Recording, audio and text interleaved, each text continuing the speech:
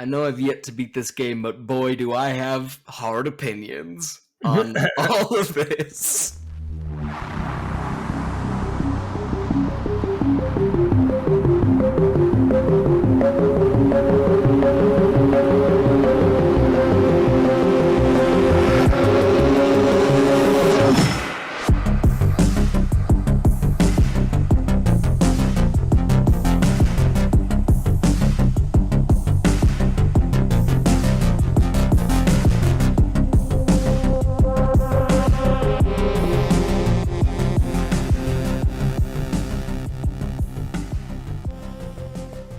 Welcome to Spoilunkers, a place for exploring video games and nerd culture. This is the second ever Spoilunker cast. We'll be spoiling everything about Inscryption. One of the usual Spoilunkers is here with me. We've got Chris. Hello, I'm here. And returning guest, J. Walter Weatherman, Travis. Hi, how you doing? And new Spoilunkers guest, Mahvl Mahvlson. Bro, sorry, that was my impression. That was my impression of everyone in Inscryption. Hi! It's a pretty good impression. Can I offer you a pile of meat in this trying time? And yeah, so we're going to be talking about Inscryption, which is a wild, indie, hard-based, kind of roguelite game. Yes, it's impossible to describe. If we haven't made it clear, we're going to spoil the hell out of it, so leave now if you have not played it. Yeah, it's not that long, it's not that expensive, and it is very good. Yes. Highly recommend playing this game. Poor Mahvl here is going to be leaving us partway through recording. I am so close to beating this game, but not close enough. Not at all. No credits yet, though. Nope. But we'll have you here for a majority of it. Let's, I guess, at least overall impressions before we get down into the nitty-gritty, the spoilers, all that fun stuff. Chris, what are your thoughts? Yeah, I think this game is very, very cool. Like the subversion of your expectations, and I understand that. What is it? Daniel Mullen, I think, is the creator. I understand that he's apparently done this before in Hex and Pony Island, but I have not played those. So like, everyone was saying this is like the greatest thing since sliced bread, and everybody should play it. And it's so weird and crazy and wild, and like. The first time I got up from the table and started walking around and solving puzzles in the cabin and stuff, I was like, this is kind of cool. Is this what everybody's talking about, though? It doesn't seem that special. And then it gets really weird and awesome. Yeah. The way it changes throughout is very good, and I wish I hadn't known like anything. You know, I read a couple reviews, and I wish I hadn't. Yeah, I'm glad you convinced me to jump in totally blind, Travis, because it's I mean, you did play the demo, right? That's true, but the demo doesn't give any of those things away. Right. So yeah, I also started playing this game off of Travis's recommendation. He said, Mahvl, this is the most Mahvl-ass game I've ever played. Yeah. Start playing right now. And I said, okay, and bought it immediately. And even as a guy who like doesn't play card games that often and isn't into like super niche, weird indie stuff, that's a lie. It just immediately hooked me, and I was sold on it from the get-go. As soon as I saw the creepy eyes pop open, it was perfect for me. Yeah, when we say card game, I don't know that this feels different from a lot of other card games, because like I wasn't hooked by Slay the Spire or Monster Train or a lot of these other roguelike card games that have come out over the last handful of years. But this one got me hook, line, and sinker. It's very straightforward. There's not a lot of bloat to the combat, and I think that's what makes it more enjoyable. Because you can have more focus on the things around the combat, and the combat is almost a vehicle to move the story forward, as opposed to combat being the way to move everything. Like the game, as opposed to like some of those other games you mentioned, like this game wants you to beat it. Like, it wants you to win. It wants you to feel powerful if that's what you want. Like the mechanics are built that way. But I mean, the atmosphere around it. I mean, you've got so we're talking about like Act 1 kind of specifically right now, right? The atmosphere around it, the map is very similar to like the Slay the Spire style map. But then, the moment you get up and start walking around, and there are puzzles in the cabin to solve, and like you augment your own abilities and also further the story by solving those puzzles. And that is just brilliant. And I hope that there is more, like, that this gets aped. Like, I know it will get stolen and copied, and I hope somebody does it really, really well. Not like the specific same card game mechanics, but just like an atmosphere, not even necessarily the same atmosphere, but like an atmospheric deck building roguelike, Yeah.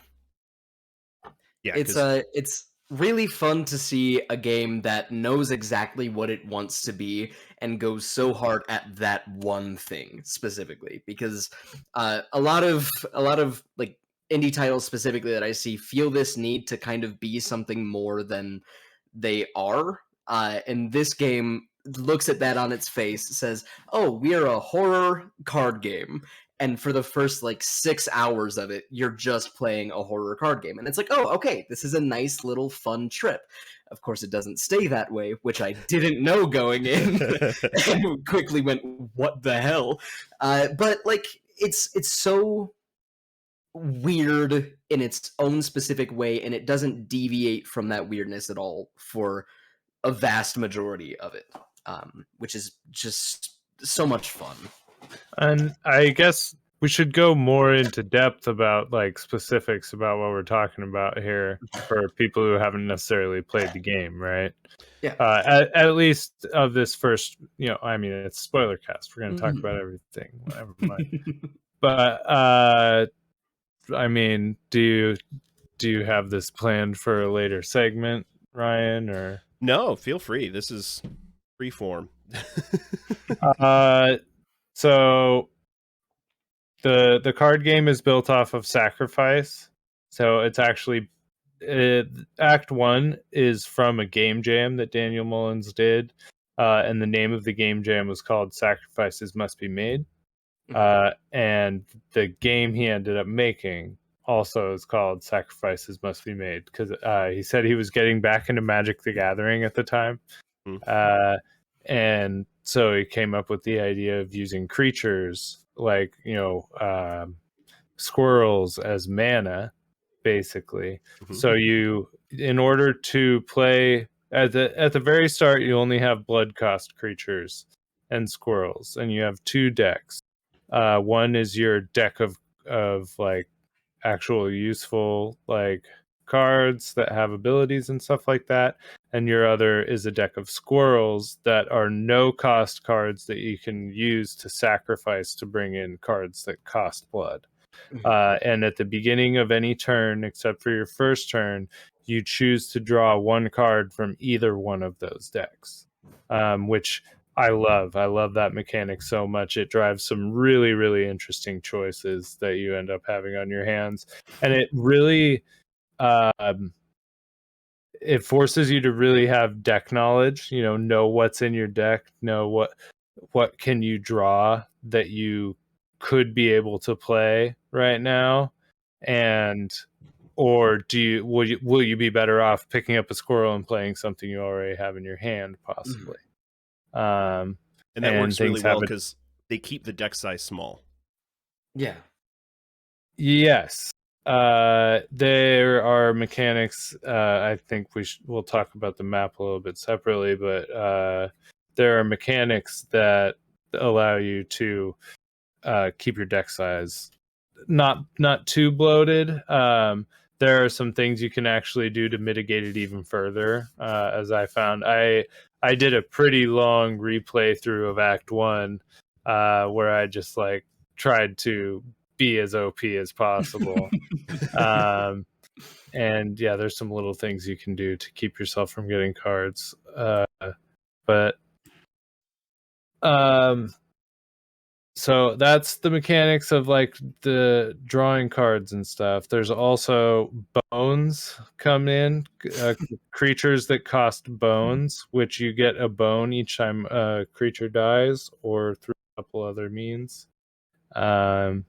And the objective of the game itself is to deal 5 more points of damage directly to your opponent than you have had done to you. So if you can open up with 5 points of damage with your first turn, you win that match. Mm-hmm. Yeah, which can get really crazy later when you're making your own cards. You can just straight up Absolutely. win most of the matches immediately.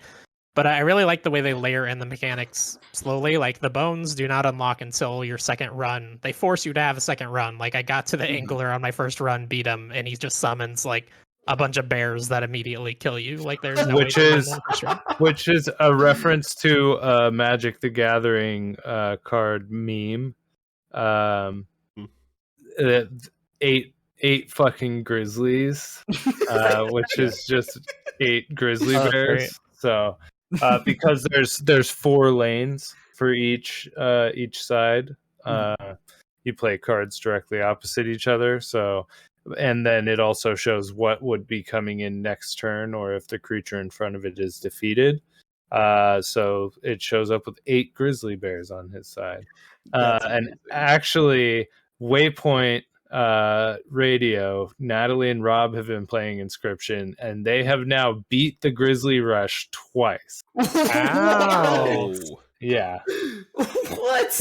So can you finish Act 1 without ever seeing bones, technically, then? I don't know, actually. I'd have to... Well, no, because I guess if you know the stuff from around the room without having to actually like do the puzzles, you can get the film canister, basically, which is the only thing you truly need. Yeah. But I mean, yeah, I think you actually only, if you solve the clock and pop the film canister right away, there would be nothing stopping you. You don't. The only reason you have to use the knife is to figure out that you need to do something with the clock, right? And see the hand positions. But if you know the hand positions, anyway, you possibly could. We'll have to look. I'd love to see speed runs of this game. Oh yeah. Oh, Absolutely. There's too much RNG, though. I feel like in part 2 specifically. Yeah. Although once I had built my deck, anyway, never mind. We're getting way too far ahead here. well, that leads into an idea of something I'd like to see in the future of this, is the ability to just play Act 1, just go play Act 2, just go play Act 3, I think would be an awesome addition to this game. Like, I want to... You can. You get that. Oh, that does happen. Yeah, once you beat the game. Yeah. I haven't reopened it since I beat it. I've had my plate Yeah, so yeah, full yeah. of gaming. Gosh You darn get- it, I need to beat this game. You get chapter select. It's tutorial, Act 1, Act 2, Act 3 credits. Nice. So That's amazing. Never mind. yeah, I went straight back to Act 1 and just Started whooping like I love being OP in games. Like I like playing New Game Plus. Like once I get 2/3 of the way through a game, I'm already like, does this game have a New Game Plus? Can I go in and wreck shop for a while at the beginning? Final Fantasy VII Remake, greatest New Game Plus of all time. Absolutely. And yeah, you can just break Act 1. I mean, after we should talk about the map, and then we can talk a little bit about I think we should talk about Sigil Mechanics specifically, because those are really fun. And I'll read from a selection of DMs that I sent to Ryan over the last week or so about the OP shit that I had. So the the mechanics on the map, like one of the things that allows you to keep your deck size small is sacrificing one card to put its sigils onto another card. And this is my favorite mechanic in the game. 100%. I would say full stop. Because it brings like so many things into mind. Like when you get a selection of cards that you don't really want any of them, you completely stop looking at anything else about them but the sigils, and you're like, which sigil from these cards would be the most useful thing for me to pick up to put on a different type? I mean, I guess this is probably a good place to talk about sigils. Oh my gosh, I've never like dissected the mechanics of a card game before. But so sigils give cards like little powers, you know, just like the item description or card description would be in Magic or something like that, right? Or Yu-Gi-Oh. Mullins said he drew inspiration from Yu-Gi-Oh, especially for things like pulling the moon down from the sky, and you know.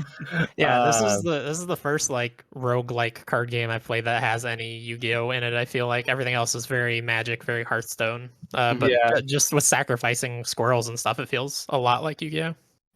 Yeah, definitely. So I mean, what were some of your guys' favorite sigils? The one that lets your card attack 3 spaces at once. The 3 Trifurcate. Yeah, that one. The Mantis Lord sigil, of course, you know. Yes. So sometimes Luke will, you know, talk to the game, and one of the things he says is, you know, always got to take Mantis God or Mantis Lord. And he's right, because you take that sigil and you put it Mantis Lord, 1 blood cost, 1 attack, 1 health. But you take that sigil and you put it on something that's got a little more power, like, you know, like even just a wolf, a 3/2 with a 2 blood cost. It's amazing. Yeah. My friend, during his playthrough of this game, managed to make a card that cost nothing, was 8 damage, 6 defense, was trifurcated, and he also had a card in his hand that would spawn at the beginning of the match, in every match, and would let him look anywhere through his deck. So he essentially, at the beginning of every match, would do 24 damage just straight onto the field from the get-go. Just teeth pouring up. His basically 6th run of the game, he had a perfect run because no one could stop him at that point. Yeah. It is stupid powerful. Yeah, Magpie is very, very powerful. So yeah, death card. When you lose a run, you get to create a card. You get a choice of cost based on, and all of this is based on what you had in your deck. You get a choice of cost, a choice of attack and defense from 1 card, and then a choice of sigils. So yes, you can build some ridiculously powerful cards. Yeah, I had one that was 6/4 with bifurcation and spawned a rabbit anytime it was played when it cost nothing. God, yeah, because you get. Oh my gosh, my favorite one though was my favorite sigil is Field Mice. Field Mice creates a copy of the card that was played in your hand when you play it. So I got a no-cost death card with Field Mice on it. So every time you play one, you get one back. So you can just fill up the field with those and sack them or use them. And so I was able to take like really high-cost cards, because as soon as I got got my death card in my hand, I could sack for 4 blood, you know. So yeah, that's my favorite sigil. That or the one that puts it back in your hand when it dies, specifically on Ouroboros, because Ouroboros gains 1 power every time it dies whether you sacrifice it or it gets killed. How about Ryan and Chris? Yeah, that is probably my favorite. The one where when it dies, it goes back to your hand. I didn't actually see that at all in the first act. I didn't see it until Act 2, but I really like that one. And then I also like I think only like 2 things have it that I saw, but the infinite sacrifice, the cat, and the weird thing that I can't remember the name of. Child 13. Yeah. Yeah. Yep. Which like wakes up every time you sacrifice it and gets some attack power and stuff. And which is then cool. it becomes a 2/1 flying. And then if you sack it again, it goes back to the 0/1. Also, if you sacrifice it 13 times, something happens to it. I'm not sure.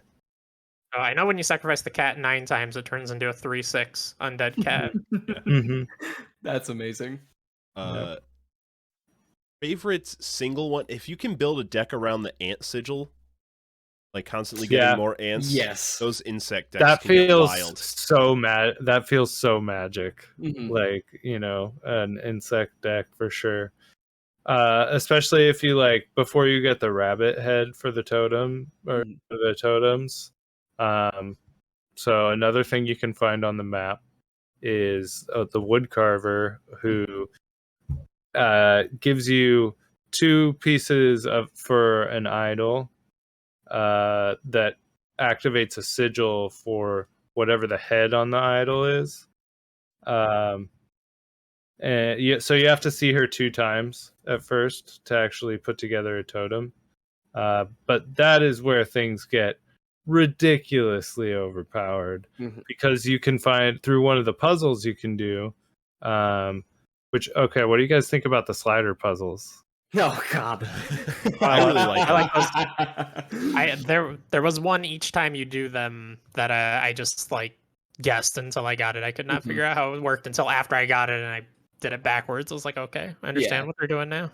Yeah, so there's these little sliding puzzles that are like puzzles of how to do 5 damage to the other side, and you have little things that represent cards with attack power and defense and sigils, and you can move them from your side to the opponent's side depending on how many there are. Some are stuck, and it so you have to really understand what the sigils do in order to solve the puzzles. But hey, I'm sure the one in part 1 was this 4th one that gave you the squirrel head, because that had me pulling my hair out. Absolutely. Yeah, that one's but once you get the squirrel head, you get sigils on your squirrels, and that is it's so fun to go to the wood carver and see what you can get.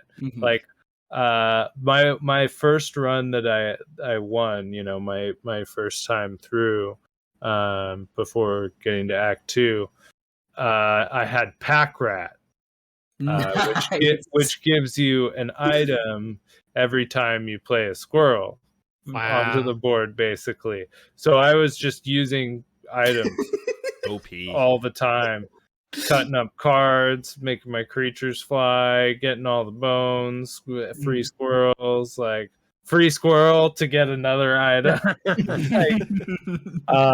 It was excellent. And there's some other things like get a rabbit, or you can get the infinite sacrifice on them. There's a lot of fun. It's just I really feel like through the mechanics just want you to have fun with this part. Yeah. And which is why I feel like it would have to be built much differently if it was supposed to sustain really repetitive play, because it's just not hard at all once you understand what cards to get to sacrifice. Things like you can feed the ringworm to the people around the campfire, and the people, the campfire allows you to power up cards, attack power and defense. And if you feed them the ringworm, they die, and you can just use the campfire 5 times every time that you get to it. I didn't know that. Yeah. It's very good. Like, so that the run that made me decide to just like finish up Act 1 and go do Act 2 again, I did that, and I made my no cost death card like 13 Oh gosh. attack power, and I my Ouroboros was like 24 because I got into a fight where I had a field mice, infinite like squirrel or something, and an Ouroboros, and so I just kept sacrificing 2 things to put the field mice back on, which gives me a field mice back, then sacrificing those 2 things to put the Ouroboros out, and sacrificing the Ouroboros again. Oh my And god. that Ouroboros carries with you through the entire game. Like, you can get it in Act 2 and Act 3, and it keeps the same stats. It's so really the game just wants you to destroy it. Like, Yeah. it's and I read in the interview I read with him, he said like it was very he had a lot of problems balancing it, where some people were like, I just breezed through that, and other people were like, I just can't beat this. So that's where things like because you could totally beat the game without the squirrel totem, right? So that's where things like that come from. I feel like I'm talking so much. You guys No, talk. this is great. Got that pent up pod energy, Travis. It's all this is. Yep. Yeah, no, there's a lot more things on the map. The campfire was the first. I loved those campfires early on, especially because the first run they only let you use them the one time, right? It's the second run where they start to let you try and stay longer. It's at least 2 runs. Yeah, it's actually, that they, yeah. Yeah, I never had a run where I could do it more than once. It always kicked me, but I only did like 3 runs to make it through. Wow! What a brag! We get Yeah. it. Humble brag. I mean, like Travis is saying, the game wants you to beat it. It's like they don't make it too hard. Let's see, what else is there on the map? There's the guy who gives you a trial. We're going to draw 3 cards, and do they have 6 combined health? Are there 2 kin? Is there a rare card? That kind of thing. And that is really interesting when you're trying to keep your deck small, because you don't get anything for that if you fail the challenge. So then it's kind of the opposite puzzle, where you're thinking, okay, which of these am I most likely to fail? And so that was one of the things that I learned playing through Act 1 again. Yeah, there's also spots where you can just sacrifice a card to get like, I don't know if it's always just 1 free bone at the beginning of the battle, or if there's other boons you can get. I don't remember what I sacrificed. I think it was a corpse maggot, but I got 4 bones at the beginning. Yeah, I had one where I got 3 bones at the beginning. I don't. Yeah, depending on what you sacrifice, you get more bones. I love the mycologists. The twin brothers who specialize in mushrooms, but this is a great way to take cards you already love, reduce the size of your deck, and make them more powerful, because it takes 2 duplicate cards and crushes them together to double their attack and power.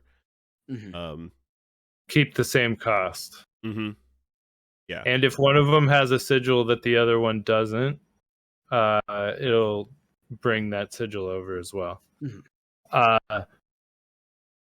I got an Ouroboros that was mycologisted. Oh no!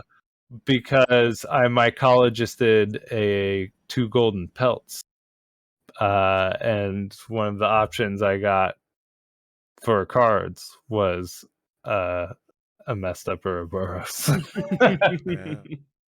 So there's also the Trapper. And what's the name of the guy you buy stuff from with the pelts? Trader. The trader. So when you do overkill damage to your opponent, you get teeth. There's also a skull in the cabin that you can pull 4 teeth out of. every run. You can also pull your own teeth out if you feel like Yeah, it. Grab those yeah. One of pliers. the items you can get is the pliers to let you pull your teeth out. But the teeth allow you to buy pelts from the trapper, and then you can use those pelts to get cards from the trader. And depending on the quality of pelts you have, you get better cards. I really honestly started avoiding that, like, because that was definitely a tough time with deck bloat, because those pelts are part of your deck. They're not like just something off to the side. So you can have rough time if you draw a handful of pelts. Yeah. That which I made it a point to never buy more than 3 pelts if I was buying any when I stopped there, because of that reason. You don't want to overload yourself with too many. But Yeah, but if also- you have enough to get 2 golden pelts and see the mycologist coming up, Yeah.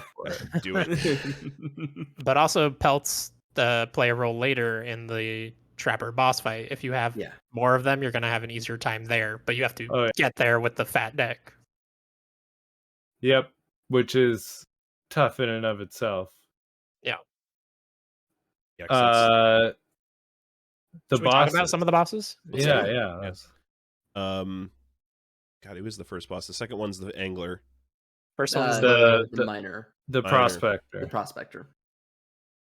Yeah, and they're all the same person, but he has these personas. He puts on a mask and goes wild, and then they all have their own unique items or skills to bring to the battle that make things differently, and they get 2 lives as well. You're allowed to fail once per run, per boss fight per run, because they'll refresh the candles that count your lives. Yeah, and they always take, like, you're not allowed to have 2 candles during a boss fight. They'll always take it away if you have to and give you a smoke instead, a smoke card. Or a greater smoke if you've managed to put all 3 candles. Yeah. In the cabin. Yeah.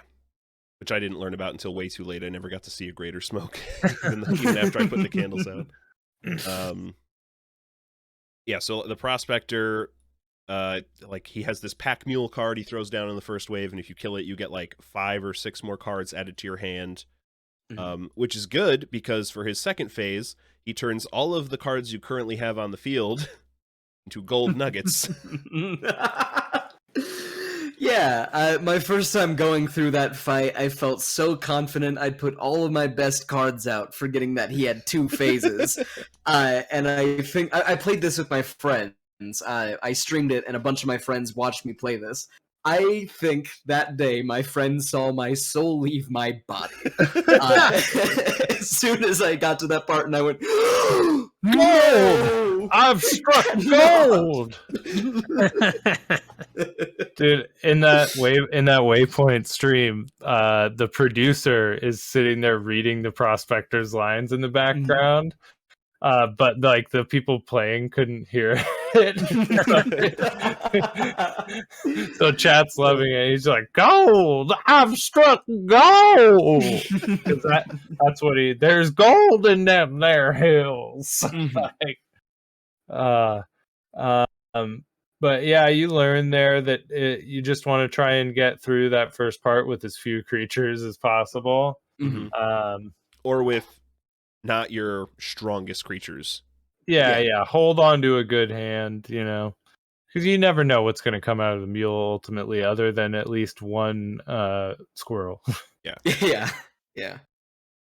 And then the angler, he's got a fishing hook, and he'll just drag cards from your side of the field onto his side of the field, but he'll always go for the freshest fish, so the newest card placed on the field, so basically always have a squirrel handy. Yeah. Question, was the angler the biggest pushover in all of your experiences too? Was he the easiest boss to beat? So it took me forever to figure out that I just needed to sacrifice the creatures I had on the board at the beginning of the second phase and put different creatures out so that I didn't attack the bait buckets. So no, he was not for me. I had I had a little bit of trouble with him. I never Yeah, thought about outside sacking of the creatures. Grizzly Rush thing, yeah, he was a pretty big pushover. But like that one time, I was like, I did not know if that was just this is how this boss fight's supposed to go, and I have to figure out how to fight 8 Grizzlies. Luckily, that's not how the boss fight goes. I was watching you stream that, and I started laughing on my end because I'm like, "Oh shit, Yeah. Chris did it!" Yeah, I can honestly say there was not a single time in all of my playthroughs that I lost to the Angler. One time I came very close, and I felt really bad about myself because it was like my 4th time attempting him. But no, he was incredibly easy. And one thing that I feel like we haven't said about the map yet is that every time you beat a boss, you enter a new section of the map, a new area of the game, all with different themes. Although the theming is very, very basic, and it's still It's just essentially like the color of the paper. Yeah, yeah. Up until the last area, of course, because the very last area of the main first act map is super short and is just there so you can quickly get to the final boss fight. But yeah, the third boss. What was it? Because I don't remember it at all. The trapper. The And the trapper. traitor. And the traitor, yeah. Mm-hmm. So the trapper puts out frogs, leaping frogs that turn into traps when you kill them, and then if you damage those traps, they'll kill the thing that damages them. This actually works in your favor ultimately, because when your creatures are killed by the traps, you get a pelt in return.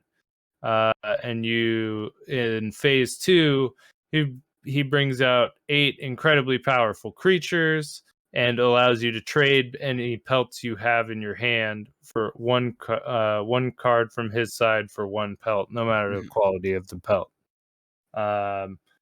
So this is where Ryan was talking about carrying pelts into this battle is actually not a bad thing necessarily. But you can also get a bunch more pelts by just making sure you attack the frogs on the way to doing your 5 damage. I don't think I ever had a creature turn into a pelt in that first half of the fight. I was so Really? cautious about not attacking those traps. Oh. Yeah, that Yeah, makes sense. I ended up having to beat this guy twice. The second time that I beat him, it was like a war of attrition. Like he literally stopped playing cards before I finally beat phase 1. He was done. He had nothing. You milled him. For the second phase of that fight, when you make those trades, isn't it whatever cards you don't pick are the cards that you have to fight against for the second half of that fight? Yeah, such a good mechanic right there. That was fascinating. I didn't expect that at all, which in hindsight I totally should have, because it's the most obvious thing in the world. And that was a real moment the first time that happened of like, oh, that card looks pretty good. And, you pick 1 or 2, and then you grab those, and then the rest stay there. It's like, oh, fuck me, I should have grabbed it. Yeah. I also thought it was cool how he turns the mask and the trapper and traitor the same person, because I definitely did not realize that all the times that I saw them on the map. Yeah, because if you don't have any pelts when you go to the trader, he'll give you teeth. And the fact that if you beat Leshy without the film roll, so you experienced this, right, Chris? He reduces the prices on his pelts like pretty drastically. Like I've seen golden pelts as low as 3. Whoa! Yeah. And the last run I did, I finished with 120 teeth. You don't even have to get that far without the film. You could beat the trapper and then not beat Leshy, and the prices will still be reduced. Oh, okay. So just like the angler, you get the angler's hook at the beginning of each run eventually. Yeah. You also can get the knife every run, so the knife is one of the puzzles in the cabin. You get the trapped wolf card, and then have to let this card take 6 damage to let this wolf that's inside a cage in the cabin physically out, and then it allows you to get a knife, which similar to the pliers, which we mentioned, do 1 damage.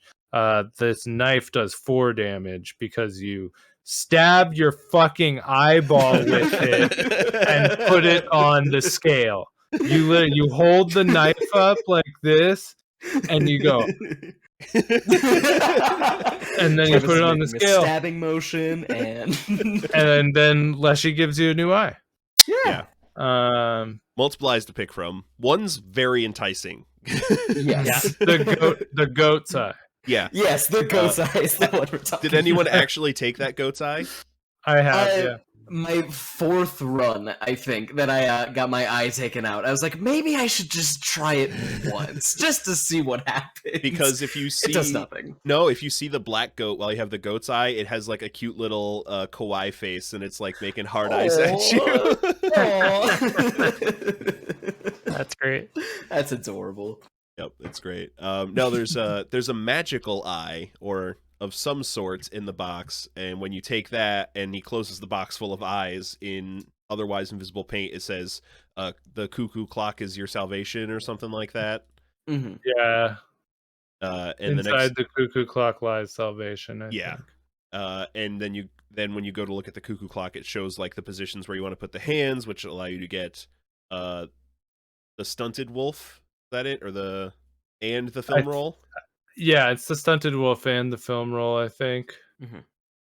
Yeah, we haven't really talked about the talking cards either. Oh, which yeah. are- Oh, yeah. How did we make it this far without talking about the main characters of the Because game? I drove us down the mechanics road extremely far. Yeah, that's right. Like with our first hand, we get a stoat who begins talking to us.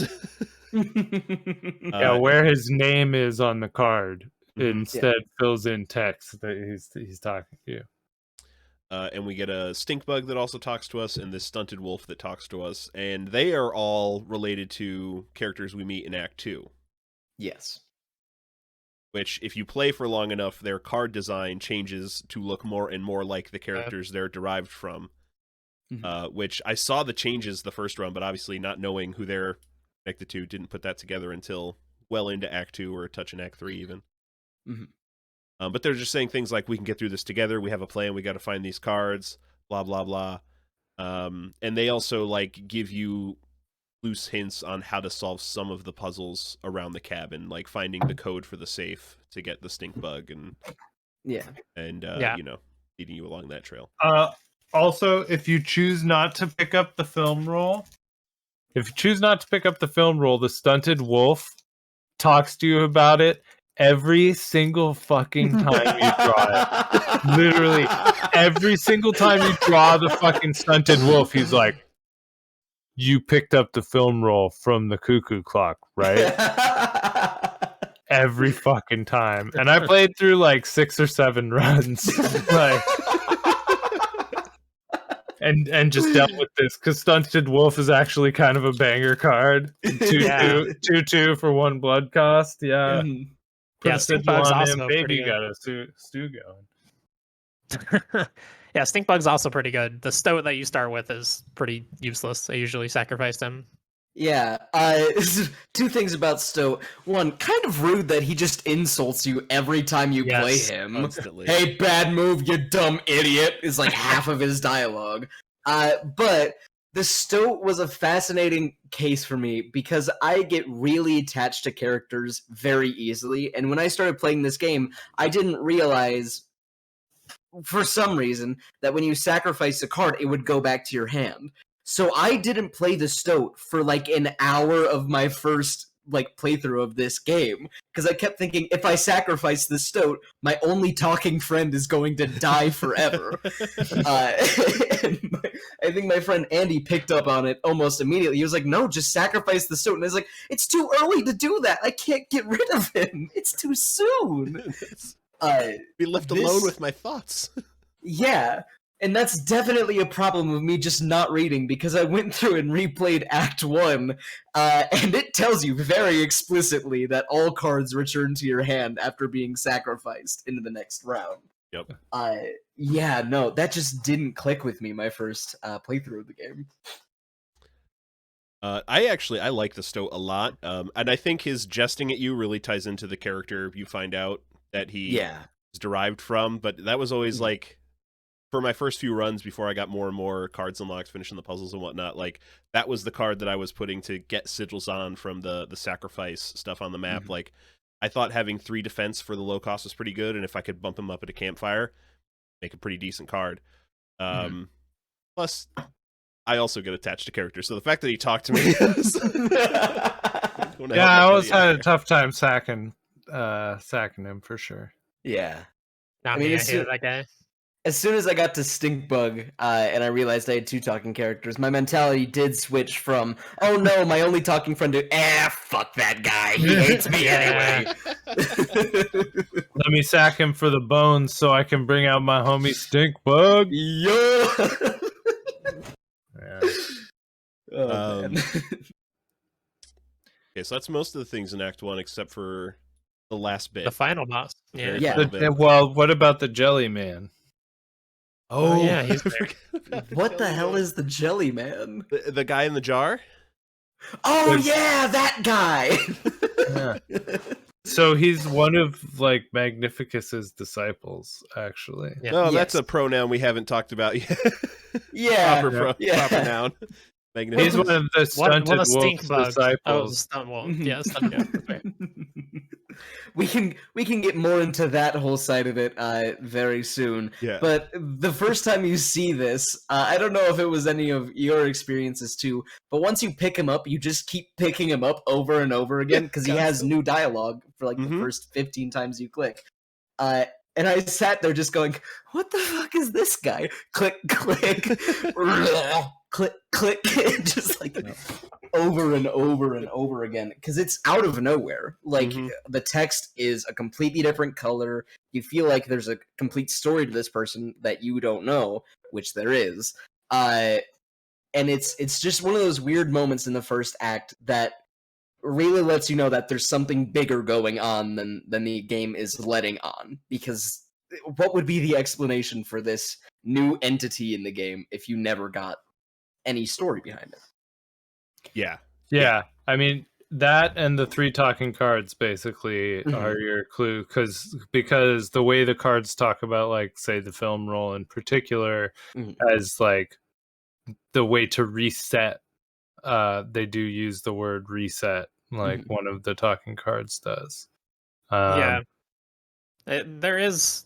It's easy to forget. I forgot until I got the new game icon, but when you start this game, you click continue, which is another hint that like something very odd is going on with this game.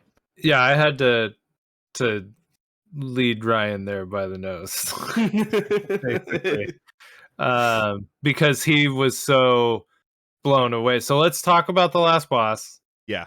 And then we'll get into it. And just before the last boss, this is the other thing where it, like, the final Act 1 clue of like something bigger is going on here, where like when you end the map of the first 3 areas, you find yourself outside the cabin, kind of walking towards it, and then the giant hands come down and give you a chance at a couple boons.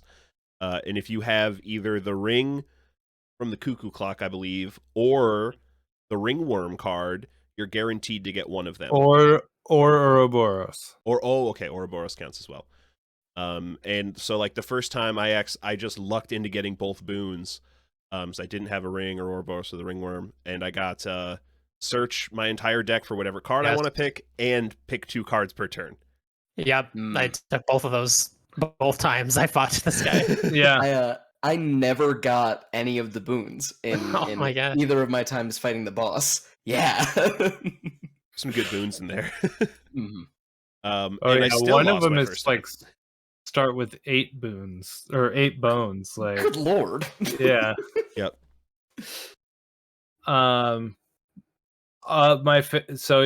You fight Leshy, who is the person who's been sitting across from you the table this whole time and playing the good games with you and playing the characters and rolling out the map, and basically he's the game master, Yeah.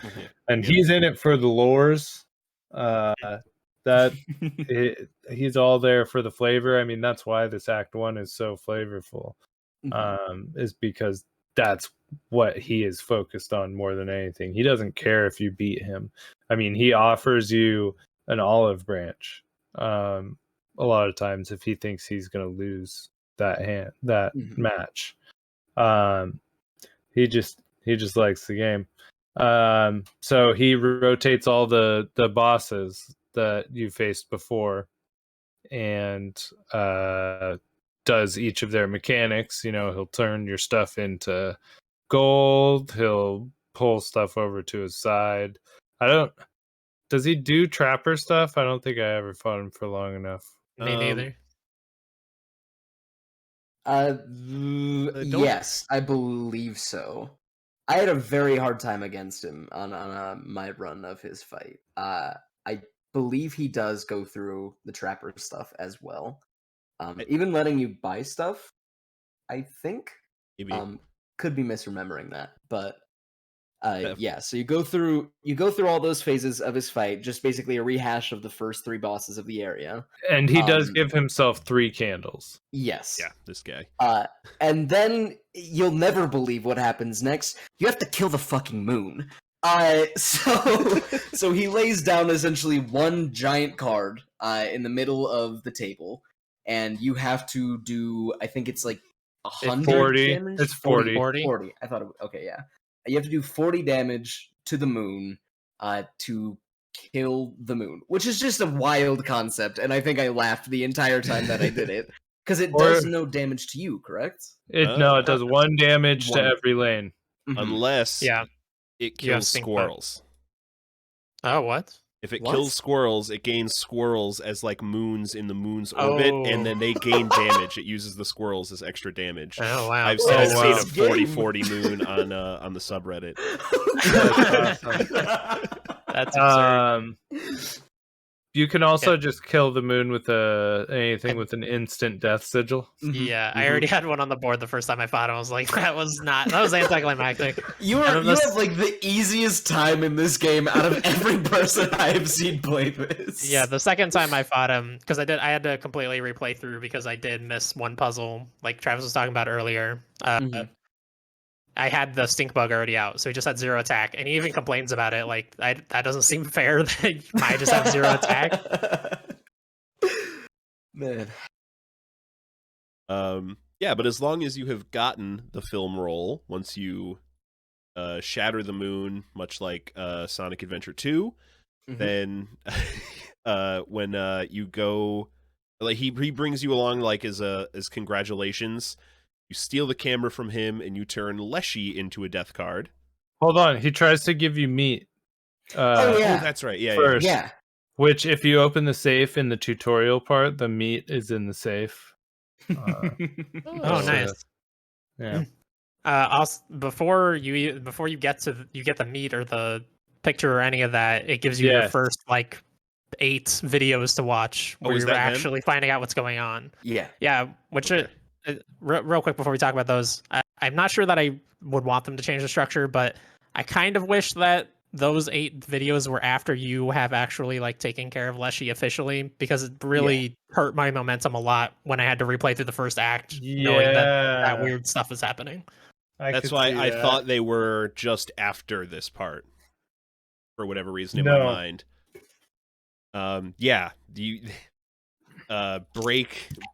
Complete break of the fourth wall. You get these 8 videos from a card YouTuber. He opens up card packs, His name is Luke Carter, alias the Lucky Carter. Right. And they start off innocently enough. Just him opening card packs from card games that aren't actually real. When, now correct me if I'm wrong, he finds a few packs at a yard sale in this first batch of 8, right? Of the old Inscryption cards. He doesn't mention that he got them at a yard sale yet. He just says he got a hold of... he might, actually. I don't know. Yeah, because he says he feels bad that he cheated the lady he bought him from or whatever. That they're worth more than he bought them for. Oh, okay. And he opens up one pack to not much. He's like, oh, there's one cool card in there. And he opens the second pack. He's like, this one feels like it's been opened and resealed for some reason. And there are GPS coordinates on one of the cards in there that he just happens to live nearby. Oh yeah, it's perfect. You know? Yeah, and he just like he doesn't even finish the video. He just shuts it down, runs off.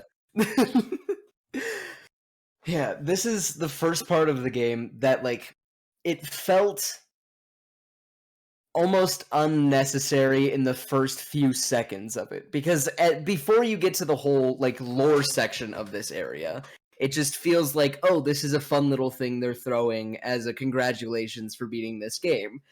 Because this is, if you played through it completely blind like me, the first time that they've broken anything that happened in Act 1. Even throughout like trailers, they briefly showed that, but I didn't even see a trailer. So it just came across to me as a little fun, like post beating Leshy celebration of just, oh, let's have this little card opener parody. So when he opens that pack and you see GPS coordinates, my initial instinct was, what do you mean? Like, what's more to this game? Am I gonna walk outside? So I kept watching, just clicking like, this is weird. I don't know if I like this. But you keep going. He finds a copy of the game Inscryption on a floppy disk.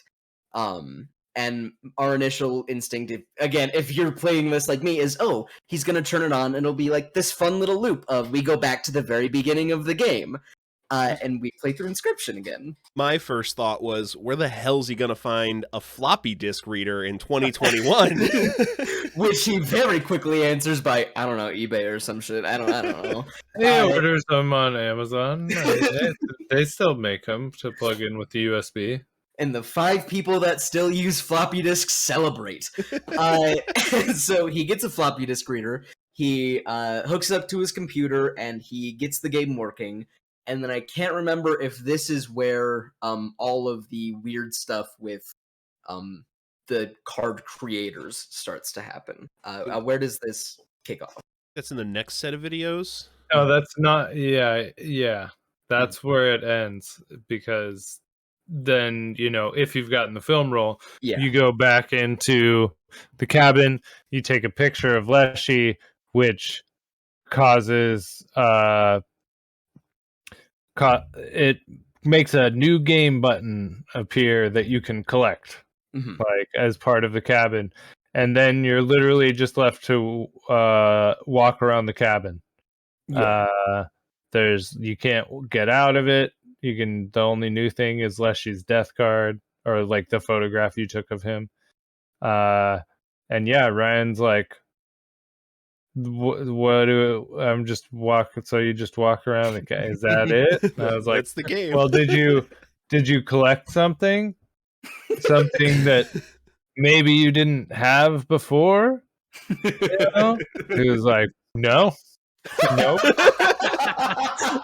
This is true. This is accurate. Like maybe something that said new game.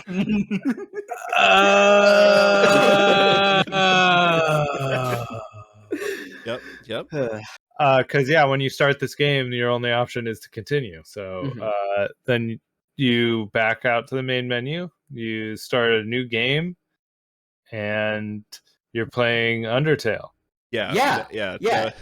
When it says you start a new game, it is not lying. You start a new game from what you have been playing in the last several hours of gameplay. It starts off with this beautiful pixelated artwork going across the screen explaining the lore of the land, which is really disconcerting if you are like me and are not that into RPGs. So when you get through this lore, which we can talk about more in a second, you spiral down into land and you touch the ground, and you are suddenly in a JRPG style weird overworld. Yeah, overworld of a new game entirely. what was your first thought as soon as you touched ground in the new game? This is freaking awesome. I loved it. What the fuck? And then I walked outside, and then that was immediately hell yeah. Yeah, pretty much same for me.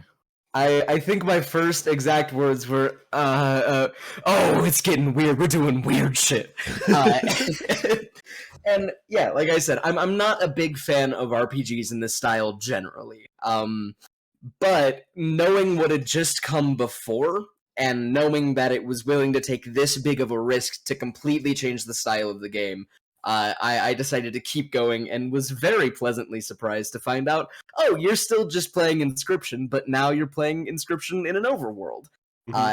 Of this very beautifully drawn overworld with maybe some of my favorite music in the entirety of the game. Yeah, and with several new mechanics added in, 2 major new mechanics, but like in general, a lot of new cards, new mechanics, all sorts of stuff. And this part felt very much like Yu-Gi-Oh as well, like the old Game Boy games where you would run around and duel people and then get packs and build new decks, and just like this felt like a Game Boy Color Yu-Gi-Oh game, which I missed. Yeah, I'm so glad to hear that there's a chapter select, because I just want to go back and live in Act 2 for a while and make decks. Yeah, what starter decks did y'all choose? I chose Magic, which was stupid. I chose bots. Which was smart. I chose the death cards. I also chose Undead. Mhm. Which worked out okay. I eventually ended up building something that was basically like an Act 1 deck, because that's what I knew how to use. Just sacrifices and bones. Go ahead, Ryan. I wound up like modifying it into what Travis called, and I think it's a great name, Beasts and Bots deck, where it's like combining the best of the energy-driven cards and the standard sacrificial cards, from Act 1. Mm-hmm. And I ended up morphing my deck into what I have just decided to call the Death, Love, and Robots deck, which is a modified bot and Remora death card deck, which, might I say, is not a good idea for a deck, and it does not work well at all, but it's functional. It'll do. Yeah, Magic is bad, I feel like, like it's tough. It just seems bad. Mhm. Because it's so much of it is based on, if you have X thing on the board, get 1 attack power, or if there is not one of X thing on the board, this card fucking dies. And it just seemed really tough to synergize with anything. But I just finished playing through Act 2 again. Like, I literally finished it while the setup was happening on this podcast. And I did bots and beasts, and I got every card. Having a beefed up Ouroboros really helps with that, because you can just go to the training dummy and smack it for 26 and get a bunch of foils. So there's 4 bosses for the 4 scribes. Each of them talk about, in the lore that Mahvl mentioned at the beginning, each of them talk about how they created their cards differently. Well, they don't talk about it, someone narrates about it. Mhm. So Magnificus, who is the wizard, uses a paintbrush to paint the cards. Grimora, who is the bones, bases all of hers off of epitaphs of people who've died. Leshy has a wildlife camera. It's specified in the lore that he has a wildlife camera he uses to make cards. And PO3 is shitty. No, I don't remember what they say he manufactures his cards. Yeah, he he's got manufactures. a big manufacturing base. Magnificus is probably my most hated boss in this area. He took me so long to get through. Mm-hmm. He replaces the sigils on your cards with other sigils. Yeah. Mm-hmm. Super annoying. Yep. Yeah, that boss fight, I almost gave up playing that section. Like I had to take a break during his fight to go fight another boss because it was just so frustrating planning out my arguably very shitty deck, but planning out my deck and immediately just having every single card that I bring in completely changed. It ruins the synergy of your deck, which is the point to screw you over. I think what you've got to try and do for Magnet, what I wound up trying to do was don't give a shit about what sigils you're putting in your deck. Focus solely on cost and attack and defense. Yeah, because you can't rely on any of the sigils you're putting in to be synergistic with each other. Yeah. Did you guys get the clover? I did. Yes, I did. I don't think so. It allows you to redraw your opening hand one time. Yeah. You can also meet the mycologists. They have some special orders for you to get done. Mm-hmm. And you can get a key that I got. Still not exactly sure what it and opened. then you finish. Oh, it opens a door in Act 3. Oh, okay. Oh, really? For a secret boss, yeah. Ooh.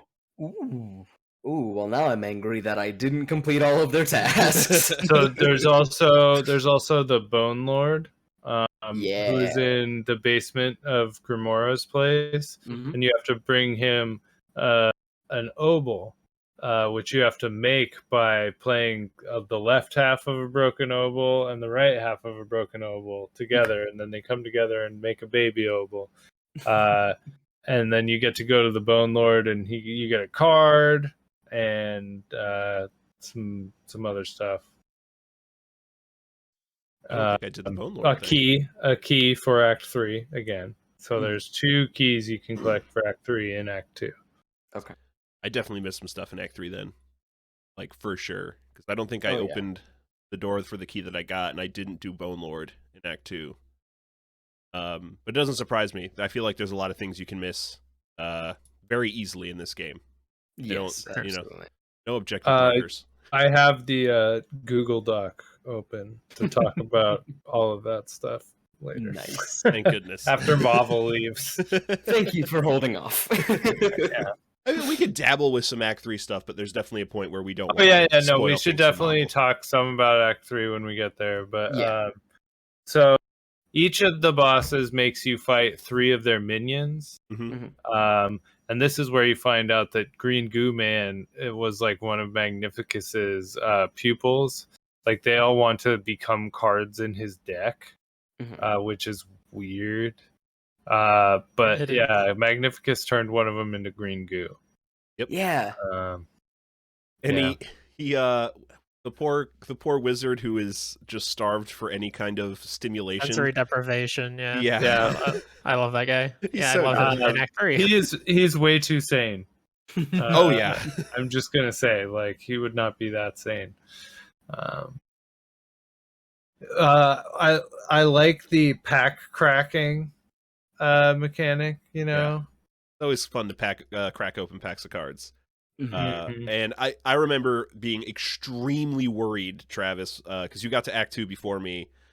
I was like, but how am I going to fill out all these mycologist orders? How am I going to get more cards? There's only so many battles. Like he's like, there's a thing. You'll find a thing. Don't worry. You find this training dummy that you can just fight repeatedly to get as many golden foils as you want to get more packs of cards to fill out your deck. Yeah, it's very nice. There's little chests all throughout the world, like the map that you can find, that give you packs or individual cards. There's also like things you can interact with, like there's a well that gives you an epitaph you need at Grimoro's, but it also will give you a card if you dredge it up. There's a couple of tentacles in the world that if you click on both of them, they give you a Kraken card. And it's got Submerge on it, which Submerge is a sigil that makes the creature go underwater during the enemy's turn. And when it comes back up, it's one of the different tentacle cards from the opening act. So that's a pretty cool card, actually. What else? The Woodcarver. Did you guys find the Woodcarver? I don't think so. I'm not sure. So in Leshy's part, you have to get a pelt for the trader, right? Yeah. Mhm. In that area, you can walk up in between a couple of the trees and go talk to the woodcarver and get some lore, or really specifically not get some lore, because she talks about the old data and that she's not going to tell you anything about the old data. Like, Giving you lore without giving you lore. Okay. exactly. Yep. There's also a mirror in Magnificus's tower that you can walk into, and brings you out with a different sprite. Oh, you can walk in that mirror? Uh-huh. Yep. Yeah, I walked in there a bunch of times. Yeah. There's like 5 sprites or something, but Never tried. Now maybe I'm misremembering. Do they fight 2? You have to fight 2 and then the other 2 unlock, but is there videos in the middle of that? Somewhere in the middle of that, yeah, you get your second set of videos, which I have Inscryption open to that second set of videos right now, actually, just to Hi, Lenny. hi, Lenny. Yeah, he is doing something right now. This one is where he talks to the lady he bought the cards from at the garage sale. And she says they were her daughters, like, and that she doesn't really want to talk about it. And so he looks it up, and she died at the game company that made Inscryption, Game Funa. Game Funa. Yes. Go ahead. I'm trying to remember the other things that happened in the videos, but since you have them up, I don't want Then to get ahead he of it. calls. The first thing he does is emails Game Funa about the game that he found. Then they like demand, or they say they don't know anything about it, but if he's got something like that, it's their property and he needs to send it back to them immediately, and they like threaten legal action. And so he doesn't. That's when he calls the person he got the cards from. Then someone comes to his house from Game Funa, Which her name shows up in binary, and I translated as Amanda. Okay. And asks for the disc. He says he doesn't know what she's talking about. And then I don't. And then there's 3 error videos here. I don't think, was there anything in any of these ones? I can watch these real quick. Yeah, I want to say those first 3 are very short and there's not much in them.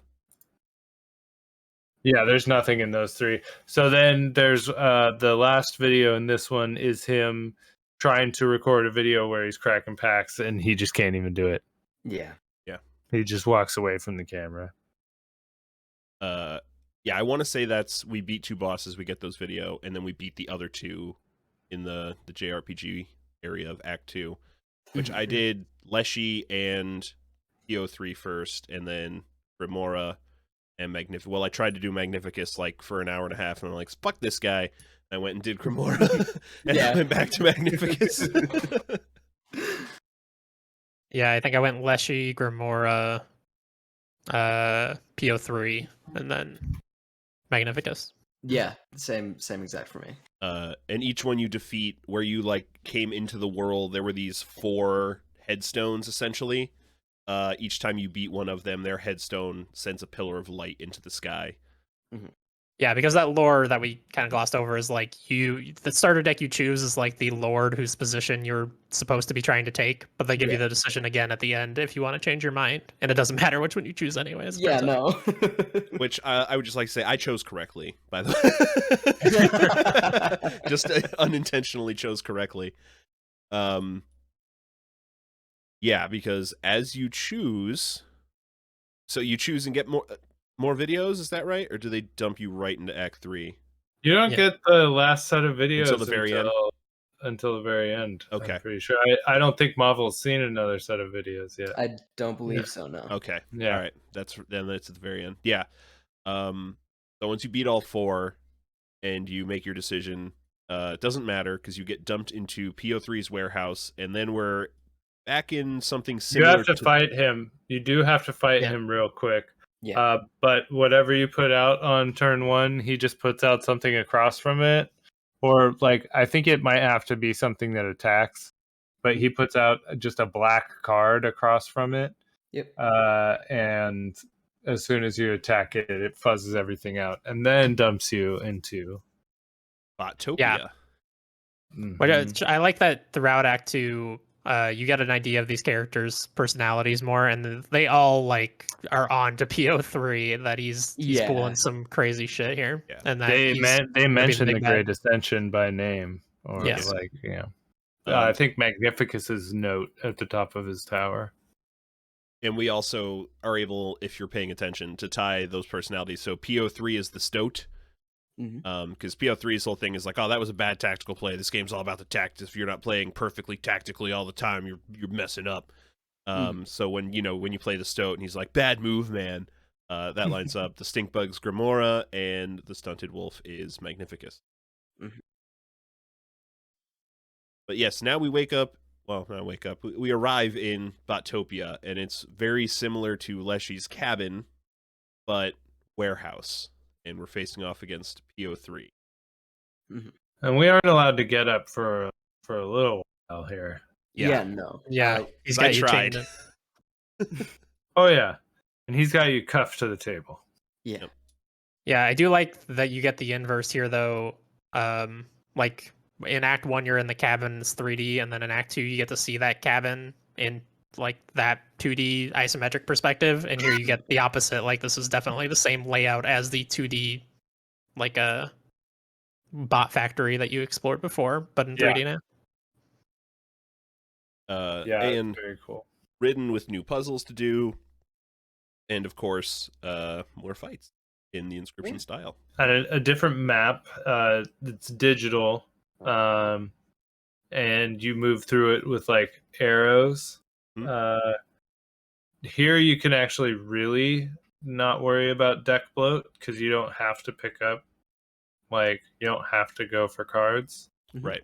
So that's cool. And yeah, there's a bunch of different sectors for you to clear. This is and 4 bosses again. Yep, and it's laid out very similarly to the map from Act 2. Yes.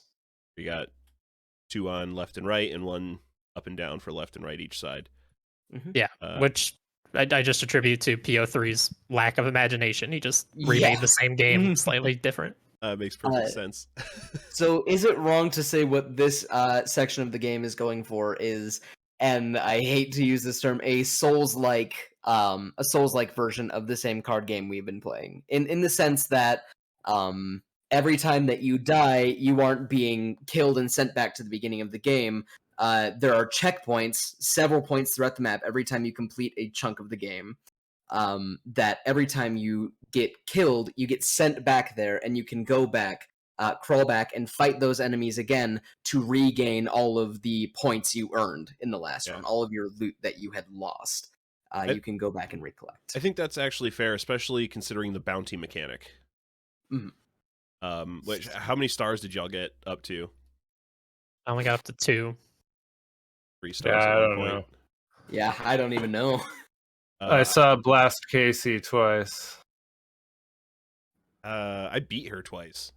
Well, yeah. Okay. I was able to get through Leshy and Grimora before losing once, and I had 3-star bounty, if I remember right, at that point, and then I never got up that high again. But yeah, so as you continue to win in Act 3 here, eventually the games... Well, I think here we should talk about the boss mechanic that Mahvl has seen. And we can talk about like upgrading the empty vessels a little bit, and that's probably where we should let Mahvl go so we don't spoil things for him. I'm very on edge right now. Literally go finish it. Yes, I will be finishing it as soon as possible. So when you beat a boss. So instead of having squirrels, you have empty vessels. They are mechanically similar. You don't need to sacrifice. But they work as a defensive measure that you basically get to put out for quote unquote free your first round, because now you're working off of energy. If you picked the energy deck in Act 2, you'll understand exactly how that works. You can have up to 6 pips of energy. You start with 1, gain an extra 1 every turn. It's mana in Hearthstone if you played Hearthstone. Okay. Same thing. I haven't played Hearthstone, but I believe you. And when you beat a boss, PO3 upgrades your empty vessels. He adds a sigil onto them. Yes. Of your choosing from 3. Mm-hmm. What do you guys remember what you put on first? The return damage. So it's Same. not that they would attack, but they would Thorns. Yeah, thorns. That's it. Yeah, same. It was very good. Mm-hmm. Very handy. Is that what you got first, Mahvl? Oh, Maybe. Is there one that when they attack it, it gains 1 attack when they do 1 damage to it? Because I believe that's what I have on all my. do you have the one that ups, like, if they survive for a turn, then they become a better yes. the like time symbol? Yeah. And what was the mechanic of the boss you've done? So each boss here has a cool mechanic that's like kind of computer based, basically. So the mechanic on the boss that I fought was part of the way through this fight, it starts letting you search through your computer's actual files, your real computer's files.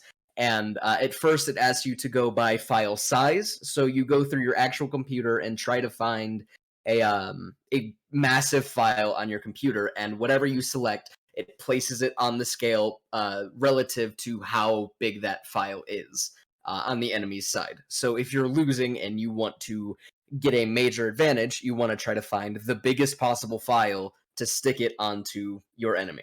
Call of Duty Warzone. Yes. So I chose Call of Duty Warzone. And the other mechanic through that fight is finding the oldest file that you have on your computer. And what they don't tell you right away is that if you lose the fight, it actually deletes that file off of your computer. Now, I had a feeling some bullcrap like that was going to happen. I was playing it upstairs with my sister during this fight, and I said, oh, I got to be careful with this. What if they, like, deleted the file? What if they did that? And so I went through, and I found a end-user license agreement from 2007, which was pre-installed on my computer. And I was like, I have no use for this file. It is easily the oldest thing. I only got this computer in 2016. There's no reason I should have a 2007 file on there. So I selected it, and then it said, I hope it didn't mean too much to you. I was like, it meant nothing. I don't need it in my life at all. I got my computer in 2021, so he didn't think much of the age of my file. Me neither. I used an old logo for Spoilunkers that I have all over the place, so it didn't matter if it got deleted because I had a feeling that was coming too. She didn't like it. Only 2 years old, apparently. Now, just so everyone is aware, it doesn't delete the actual file. It creates a README version of the same file and deletes that README. Well, to be fair, I don't know. Where are my stakes? Give me stakes, Inscryption. Be ballsy. I don't know that Steam would let them put a game on that straight up deletes files off your computer. It's basically Doki Doki Literature Club. Yeah, but you have to manually delete the file on your own. Yeah, that's fair. So yeah, Mahvl. It's been good. It's been real. I can't wait to watch the rest of this segment in like 6 months whenever I have completed the last hour of this game. Just go finish it right now. I'm on my way. We might talk long enough that you could come back. Rejoins the call. I'll be in the last 30 seconds just to say, what the fuck? All right. Have fun, y'all. Thank you for joining us, Mahvl. Of course. Glad to be here. Bye-bye. Bye. With one less Mahvl, unfortunately.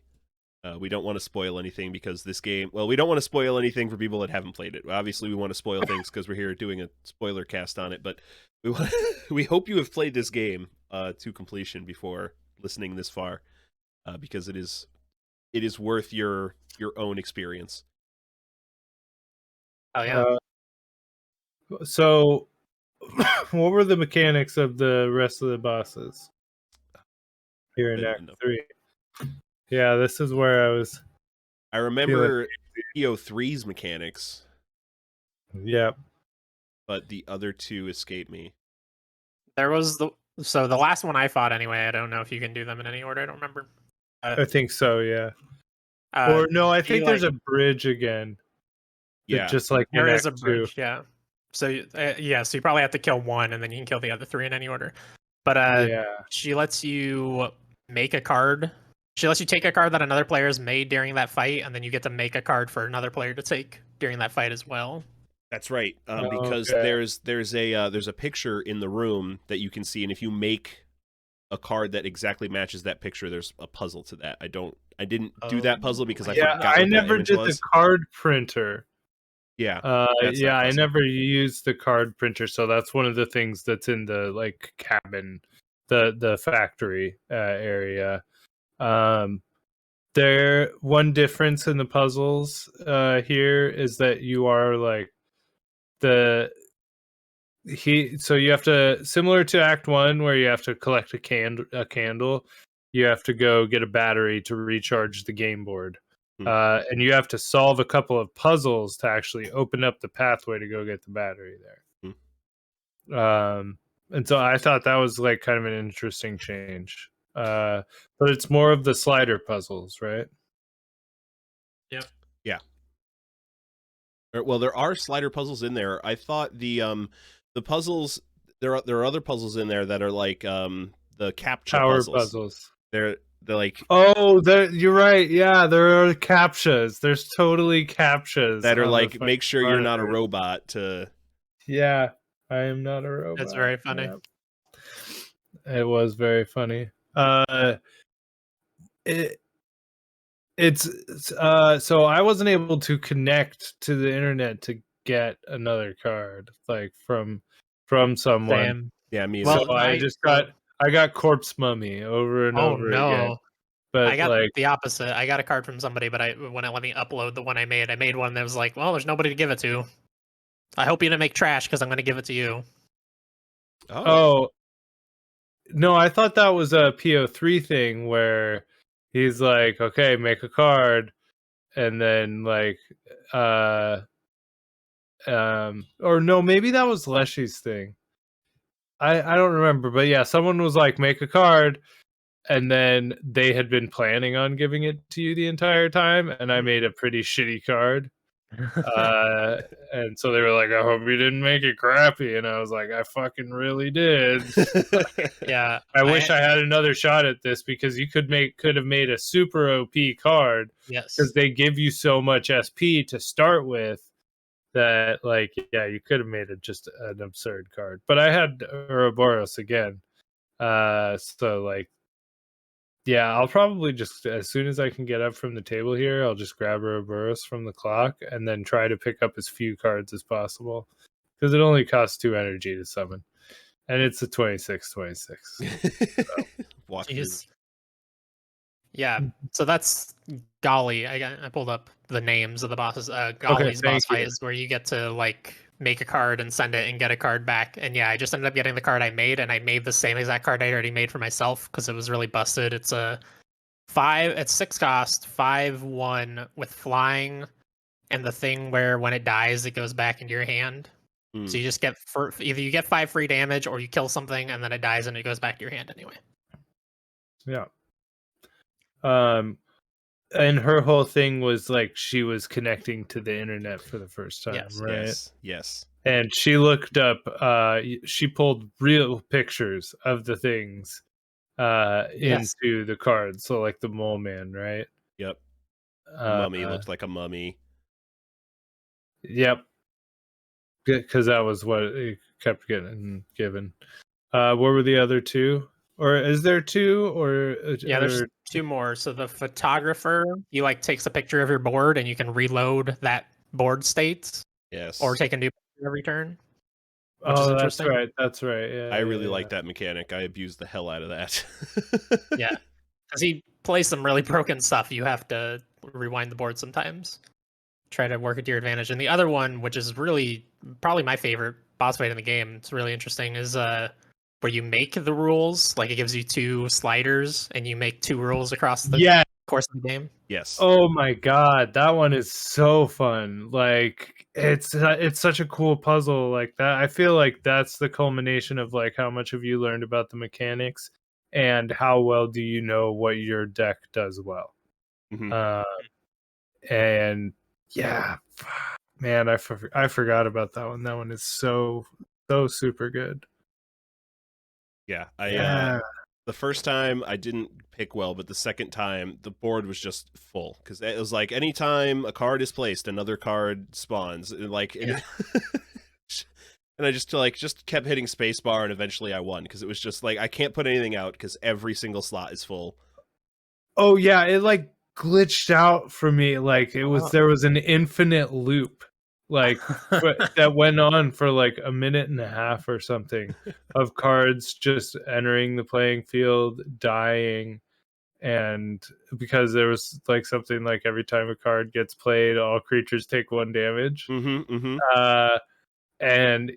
And every time a creature dies, is replaced by another creature.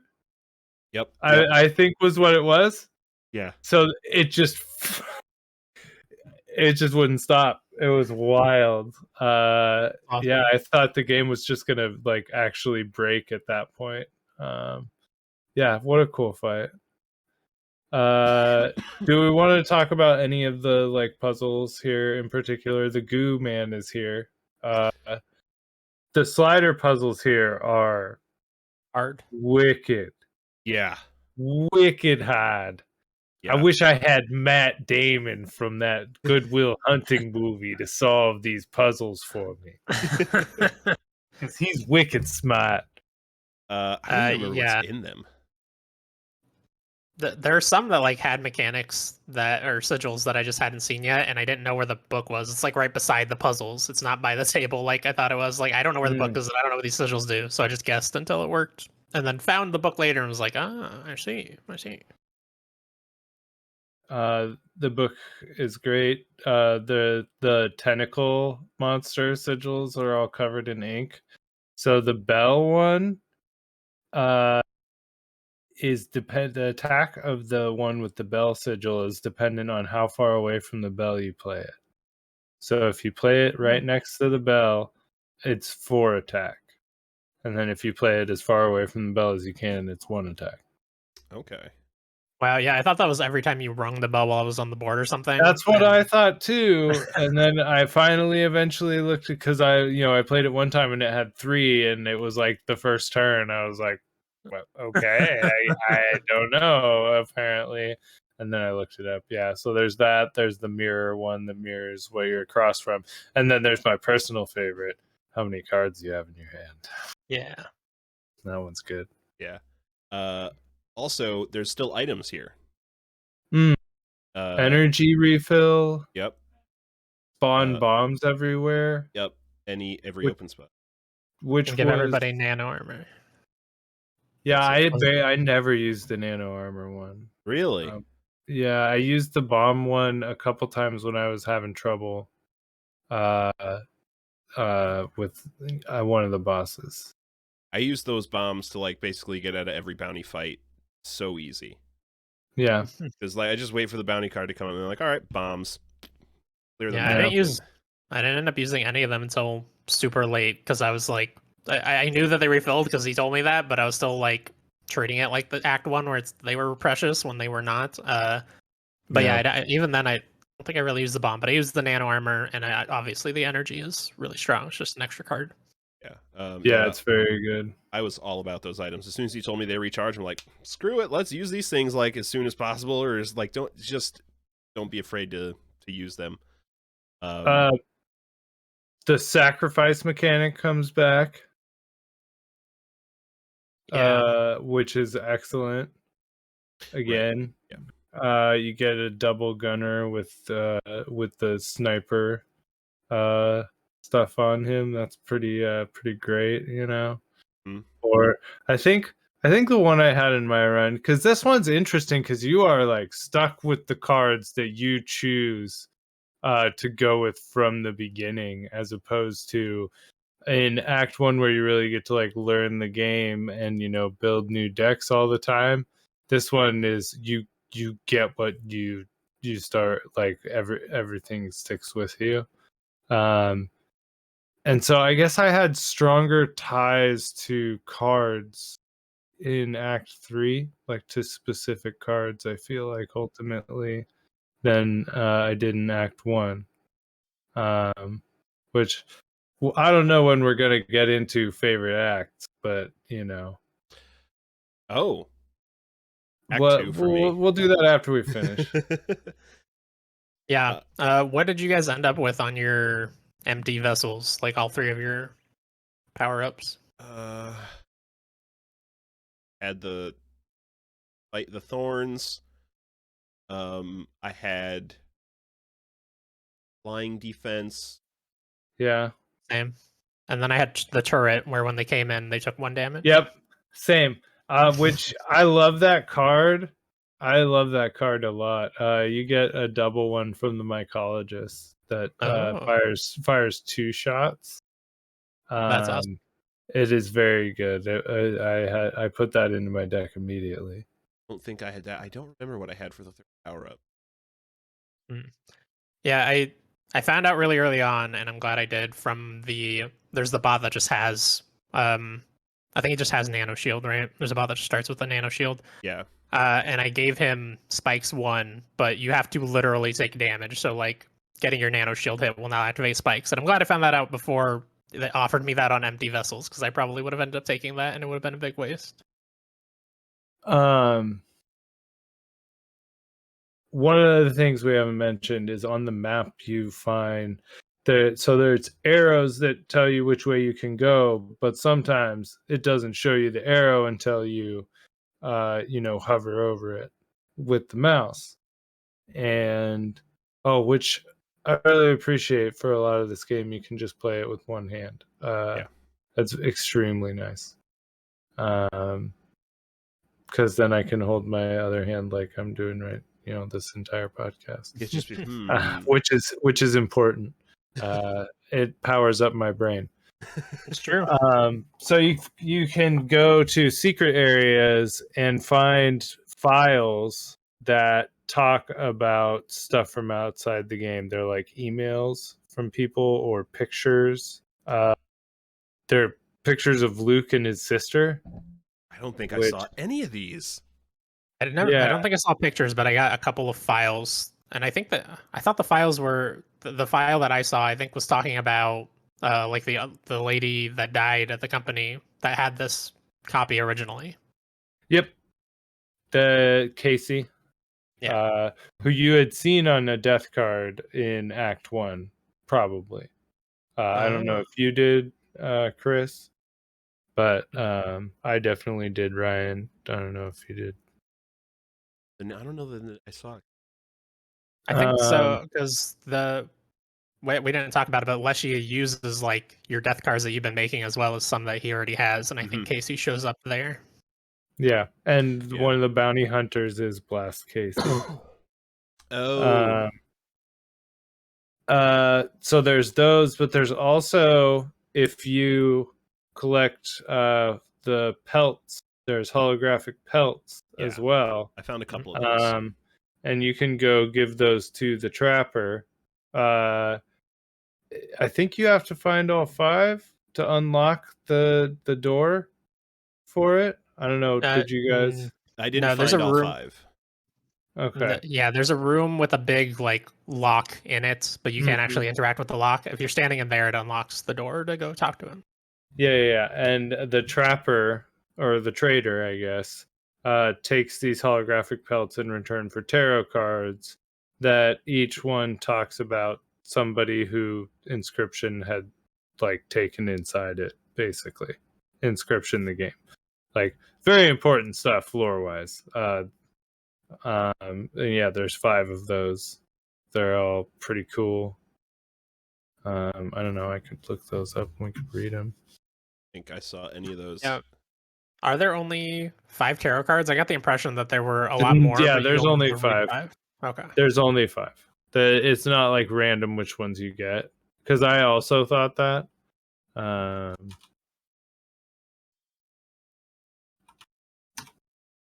Vamp. Someone vamp. So the main, The cameras are broken, by the way, right? I just realized I clicked away for a second. The main, like, what's happening here, PO3 is constantly talking about the Great Ascension and how we're going to help him achieve that. And we do that unknowingly as we play the game because after we beat each boss, we rotate a satellite. And we're helping PO3 get on the internet. Okay. The Fool. Known to some as Big Ear, he did not outlive his plot. One disc among many, the old data traveled across the sea. Discovered, poor Barry was put to the gun. I think Barry is also seen in the game. The Empress, with the power of a triangle. Casey helped to create Inscryption. We know there were others, but only her name was inscribed. One of Grimora's goals holds her name. Of the old data, she discovered much. Number 3, Death. We have gleaned the purpose of the Carnoffel Code, and it is terrible. The code is in the cards, and then Oblivion. Number 4, the Devil. A curse. Data so malignant it can never be erased. His evil corrupts the disc, corrupts all of us. He inspires the scribes' enmity. He created the code. The Tower. We do not fully understand the nature of Inscryption's creation. We know of a building and of a triangle of isosceles proportions and of a blue man who visited during the creation. That's it. There you go.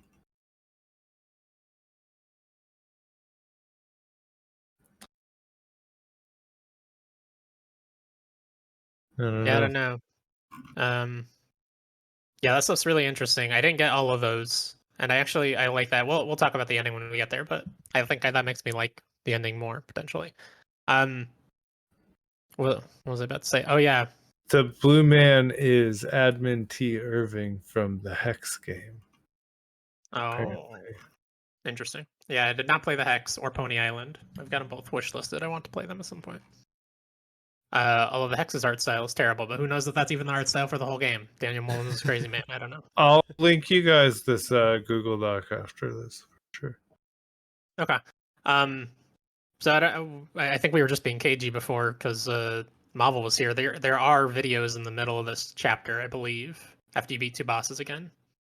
Because this is the one where it ends with him like waking up and grabbing his baseball bat because somebody's in his apartment. In his house. And there's something in the error footage. Mm-hmm.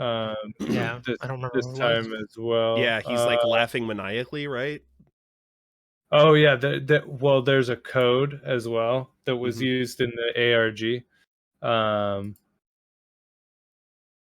And the third one, yes, he has the scale from the game. Mm-hmm.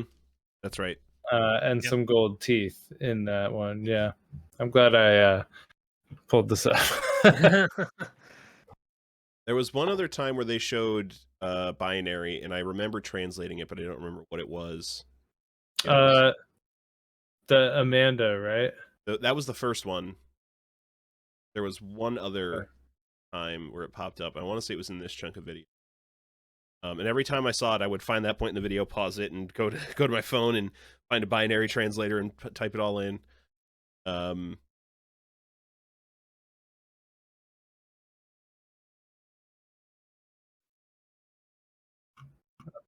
I gotta scroll through the rest of the 61-page Google Doc here. Yeah, I also like that in Act 3 they bring in like the gems from the magic in Act 2 and a little bit in Act 4. But it actually, like, it's really cool here. I understand that it's not super useful in Act 2, but I like it a lot here. Like, you just basically imbue every card to have bonus effects from having each of the gems, and your empty vessels get the gems. So, like, it's not like you're wasting your squirrel equivalent on just these gems. They have all the other effects that you've been getting from the bosses as well. Yeah, and there's got to be a way to build a decent magic deck in Act 2. It's just got to be. I'm gonna find out. Spend time in Act 2 find that out. Because I want to figure that out. There's got to be a way to build a good magic deck. Yeah. So you're connecting PO3 to the internet, and you're giving him access to your hard drive, like Mahvl alluded to before he disappeared. Then you take screenshots for him with the photographer. Yes, that's right.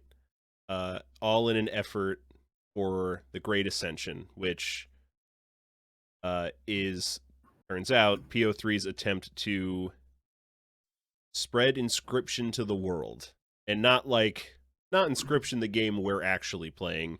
Inscryption the demon code that actually like steals people's souls, I guess. Is that what we assume is happening? Yeah, well, the old data is like something real bad. Like, Yes. it's something very evil, and yeah, it does seem like that.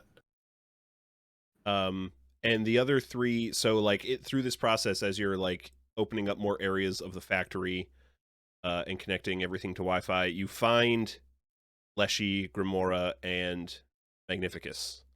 Yeah, because the very last puzzle, like we were talking about those computer puzzles, the very last one just said you need to connect to the internet first. And the last boss, well, I guess it doesn't have to be the last one. You can fight Golly second, I guess. Can you go down there as soon as you activate Golly, technically? Because you're connected to the internet after you talk to Golly. Or beat Golly. But she was the last one I did, so. I think it's 2 and 2. I don't think you can do Golly until second to last, or last. But still second to last. Oh, that's right. Yeah. You do have to activate a satellite down in the Magnificus Tower area to get into the bot area where Golly is. I remember that now. Did we talk about the last fight where you fight your friends? Oh, I think that's in the Golly fight as well. No, that's that's like the final. That's fight the final against, fight. like PO3 himself. Yeah. I guess we're at that point. Because we go and talk to the other 3 scribes, and they're like, we have a plan, we have to stop PO3 in the Great Ascension. Go fight him, pretend everything's the same, and you'll know when the time is right, essentially. And we go back to take down PO3. And this is, like Travis pointed out, one of the coolest things where all of a sudden your friends from your Steam list are the cards you're fighting. Yeah, and y'all suck, man. Fuck you. I had a tough time. I really want to call out Rob for being a pain in the ass in this fight for me. I also would like to call out Rob like and a Ryan. 10-8 flyer on my board. I don't remember which ones were bad. I just murdered all of them. Indiscriminately. Murdering your friends. I see how. Yeah. Yeah, that was one thing that I read in a review that I was sad that I knew. Yeah, that's a cool reveal. Yeah. And as you finish off the fight, Leshy comes and uses his picture to uses his camera, his wildlife camera, to make a death card to capture the soul of PO3. Stop his plan. Doesn't he like rip off PO3's head? Was that it? Yeah. Yep. It's been too long since I've played Act 3. I thought he took a picture of him. I'm pretty sure you're right. Okay, scratch that. We'll cut that. He rips off PO3's head. But it's too late, right? The Great Ascension has already been started. Well, I think they have the ability to stop it, and then Grimoire takes it a step further and like starts a deletion of all the code and not just the online version that you're uploading. Yeah, yep. That's it. And then you face off in fights against Grimoire first. Yep. And stuff is like there's a scroll on the left side of stuff that's being deleted. If you pay attention, there's some funny stuff in there, of course. Because there's a lot. It's like that's a dense bit of writing, honestly, going on in that corner there. Yeah. And the biggest thing this entire act did was make me wish that I could play through an act with Grimoire and with Magnificus, is it right? Yeah. Especially Grimoire, I like her like weird chessboard thing she's got going on, and then the aesthetic obviously is awesome.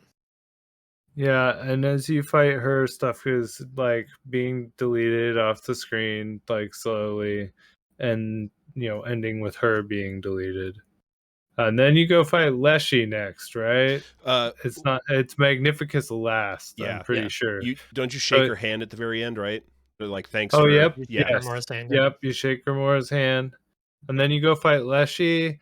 And I mean, even when you like do the 5 damage you need to do, he's like, "Look, we'll just get rid of the scale. Just play with me, man." And then as he like reaches over, the scale gets deleted, right? Yeah, and I got choked up. Mm-hmm. Like going back to the cabin there, and like playing Act 1 stuff again, like definitely choked me up a little bit. And I was like, "Yeah, bro, I'll play with you for as long as you want, man." Like, and then you shake his hand and he gets deleted. And then you go to Magnificus, who's just in a white void. This has got to be the most Yu-Gi-Oh thing of the whole game. This for me. is so Yu-Gi-Oh dual disc. Well, it's amazing. also you've also seen him in this setting before, and just like the pure white. If like you haven't picked up the film roll, when you finish a run, it shows you like Magnificus and then zooms in on the cuckoo clock and shows you the film roll. Like, they want to make sure you pick up that goddamn film roll. Like, let me tell you what, seriously, between the Stunted Wolf and that, yeah. So yeah, you pop out a dual disc, and play some Yu-Gi-Oh. Yeah, and not for very long. No, to the point where even like the enemy, like the cards come up as like 3D holograms to fight each other. Yeah, everything is already super falling apart by this point, and you both have 999 HP. I don't think any of these fights, except maybe the Grimoire one, it's even possible to lose. I assume that even with the Grimoire one, they probably just throw the scale out anyway if you lose or something. Yep. And then the game's deleted. We have another scene. This is just a straight up scene, right? It's not like videos to pick from with Luke. Yeah. Yeah.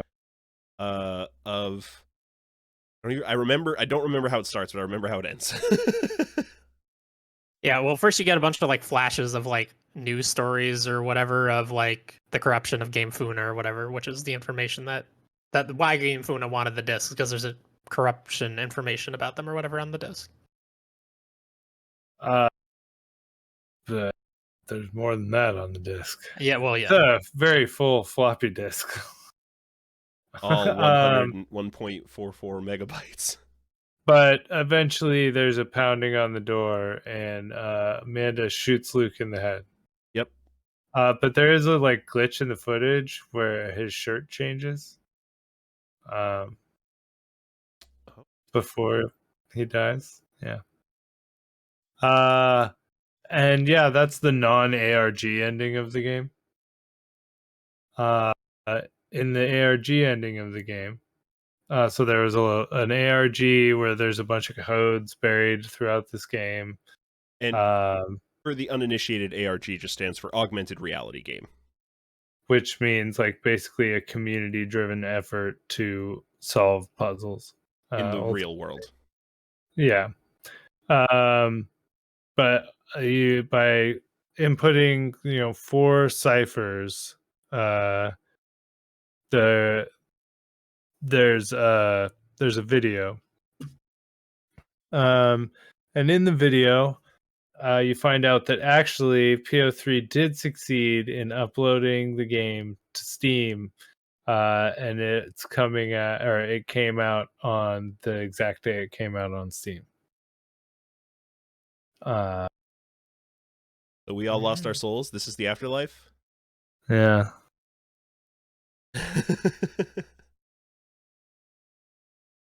So yeah, I mean, there's a lot we didn't. I mean, we covered a lot actually. Yeah, and I mean, it's hard to catch everything in one run because there's a lot hidden intentionally. Yeah, like I was sad I had finished Act 2 before like figuring out the mycologist and the Bone Lord stuff. But I was able to tell Ryan to do the mycologist stuff, but I didn't tell him what to do with the key. It's okay. I got it. I got it. A nice key. It's very holographic. This game is Heartless wild. with that. Hmm? I said you can fight Heartless with that. We can just delete the joke. It's fine. That's true. Yeah, this is a wild game. This goes a lot of places. I played the demo and I was like, all right, this is a good card game. I'll have fun with this. This seems like a roguelite I can get behind. And then Act 2 rolls around and you're lost in the what the fuck is going on. Yeah, it's definitely not for everybody. I've seen some pieces of like people are like, because this creator does weird stuff with all of his games so far, and the people are like upset that he's still doing weird stuff, the same kind of weird stuff. I don't know. And I will say that I think a lot of people have a similar reaction that I did, where they hear this game is really weird and crazy, and they play a little bit, and then they start getting up and solving puzzles in the cabin, and they think they understand the game at that point, and they can put it down. But it goes beyond that, and it's really hard to tell somebody, hey, you got to keep playing. It goes beyond that without spoiling anything. Mm-hmm. The moment I hit Act 2, I was playing like as much as I could until I finished it. Yeah. As I was going through Act 1, I would play every couple of days, and then when Act 2 rolled around, that was the game I would come home every day and play.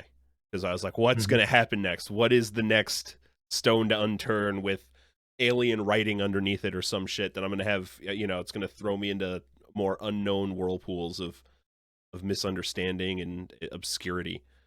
You were in the chat, like we were in what, Riders Republic? Uh-huh.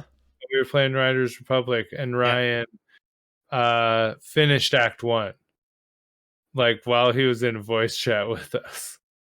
Yeah. And you guys had to go to go to a different channel. I was thankful for it, because even just you guys were like talking about killing the moon and stuff, and I was like, is this the end of the game? Is this spoilers? But it did not matter in terms of the broader game. Yeah. To the point where when we went in the other voice chat, you were like, share your screen so we can see what's happening. And then like 10 minutes later, you're like, people can see the game if they hover over the voice channel. So maybe you shouldn't stream that. Yeah, because he was in Act 2, and seeing that like different graphical style would immediately be like, huh? What? Yeah. Because for those of you that have played the demo, you have no idea. If I played the demo and I was like, all right, fun. And then it's nothing like that. It's so wildly different. I mean, it is like that. So ultimately, which part did you like the best? Act 2 is my favorite. Oh man, it's all really good. 3 is probably my favorite because it's where I broke the game the hardest. Go back and play Act 1 with chapter select. Act 1 is my favorite, and you can break the absolute crap out of the game. Like, just anytime you see something with the field my sigil, pick it up, sacrifice it for something else, or keep it. It's a 2/2 for 2 that creates a copy in your hand. It's not bad. Yeah, but the chapter select is nice. because I like feeling powerful in a game, and if I'm like, watching something, I'm just looking to have a good time with a card game. Just pop into Act 1, get the squirrel head real quick. Just Yeah. go to town. That's a good totem Yeah. to have. I would. Okay. My first the run that I beat Leshy, I had squirrel totem with 3 blood sacrifice per squirrel instead of 1 blood sacrifice per squirrel. So I could just get. I had the is it the Uruyali, the 8/8 card? I had like 1 or 2 of those in my deck, and I wound up like merging them, so I had a 16/16 version from the Trapper that I could just drop in like 2 turns. Wow. Wow. Yeah, That's pretty good. Monster. I don't even remember what totem I had on my second run that I won. The first run that I won, my totem was useless. I had freaking flying squirrels that did nothing. It's no good. I The didn't know what I first was totem doing. I put together was flying birds.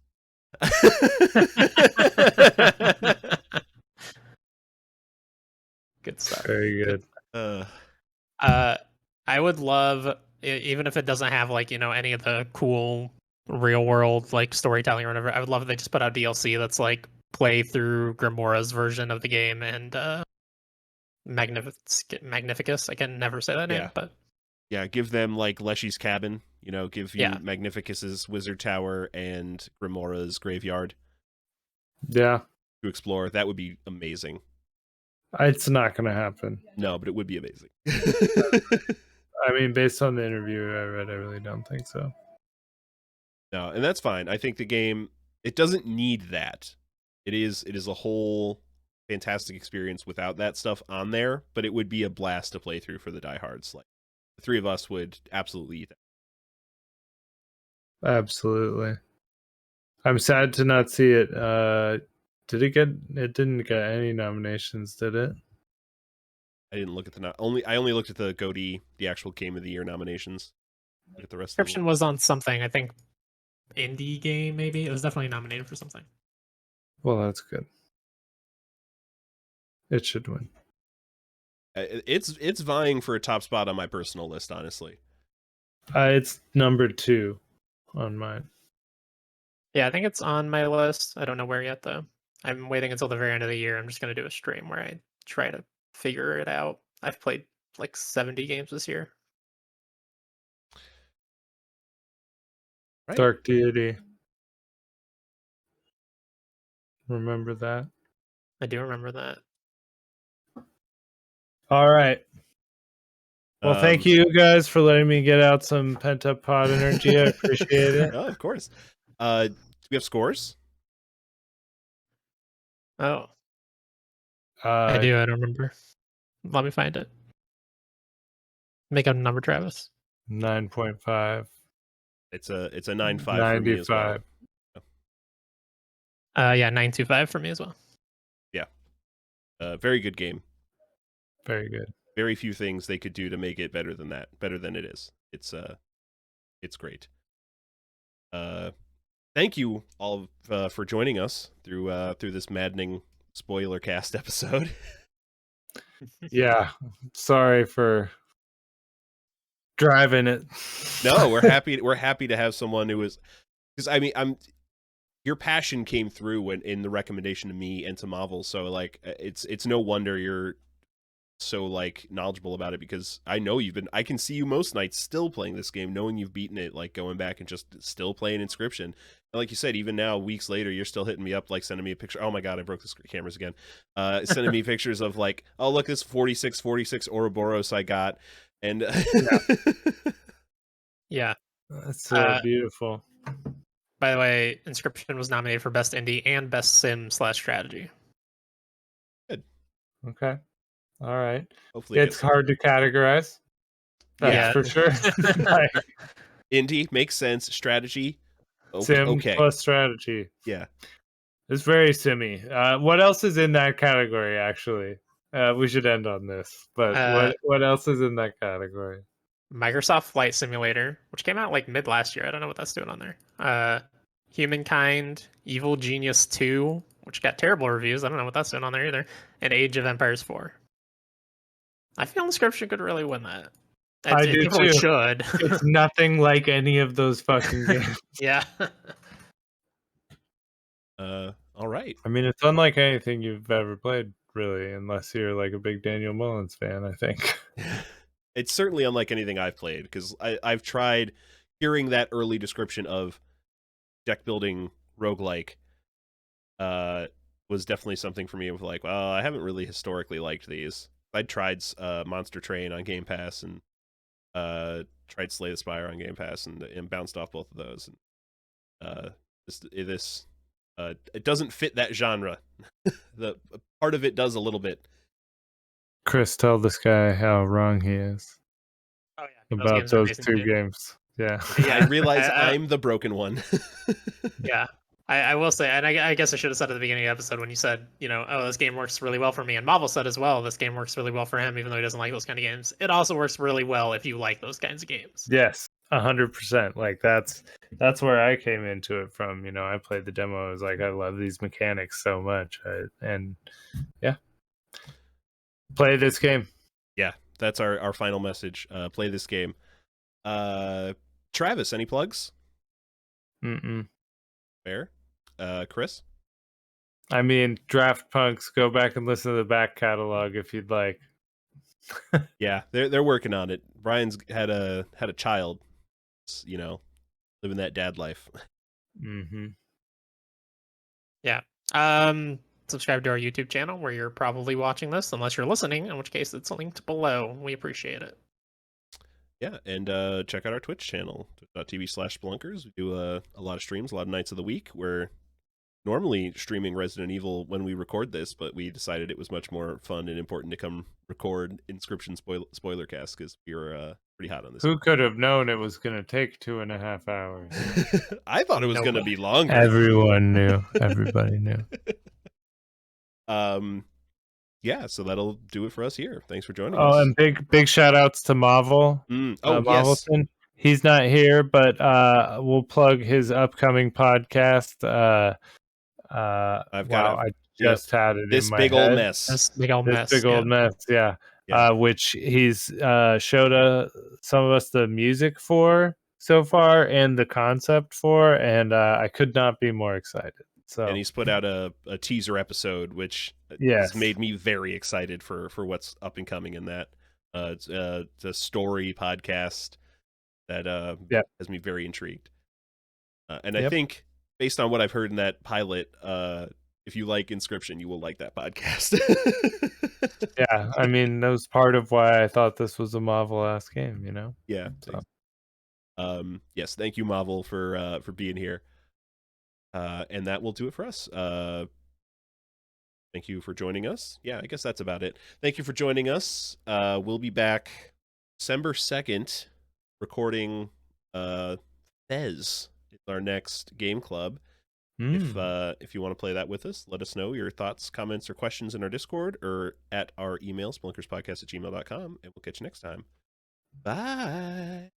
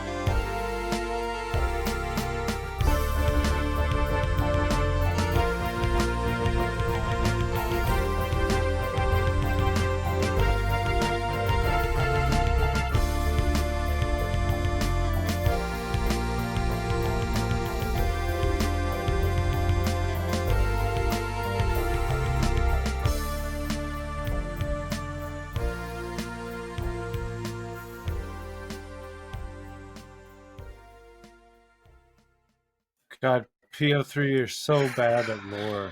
Just so bad at lore.